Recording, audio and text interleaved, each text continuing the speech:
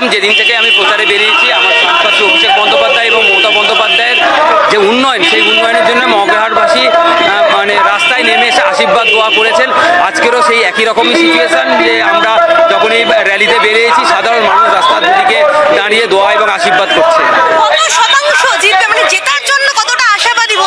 আমরা এখানে জেতা নিয়ে চিন্তা ভাবনা করছি না, কারণ আমাদের অলরেডি এই সিট জেতা হয়ে গিয়েছে। আমরা এখন যেটা মার্জিন কতটা বাড়াতে পারবো সেটাই চেষ্টা করছি আমরা।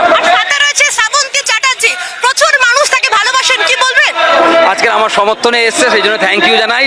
আর যেহেতু ক্রেজ আছে, মানুষ আরো বেশি করে রাস্তায় নেমেছে দেখার জন্য। ভালো লাগছে, অনেক মানুষদের সাথে দেখা হচ্ছে। আর শামীম স্যার কথা দিয়েছেন যে সাধারণ মানুষের পাশে থাকবেন জনপ্রতিনিধি হিসেবে, আর সেটা তার জন্যই আমি এসেছি তাকে সাপোর্ট করতে। খুব ভালো লাগছে, অনেকের ভালোবাসা পাচ্ছি, আমি খুব এনজয় করছি। আজকে যে এসছেন শামীম আহমেদের এই যে প্রচার, সেই প্রচারে প্রচুর মানুষ আমি দেখতে পাচ্ছি। এইটা কতটা ভালোবাসা আর কি হাওয়া বুঝছেন? এটা তো সত্যি কথা বলতে গেলে যে একদম মন থেকে ভালোবাসা পাচ্ছি। আর ওনার কথাও শুনেছি, উনি অনেক দিন ধরে পলিটিক্সে আছেন, টিএমসির সাথে আছেন।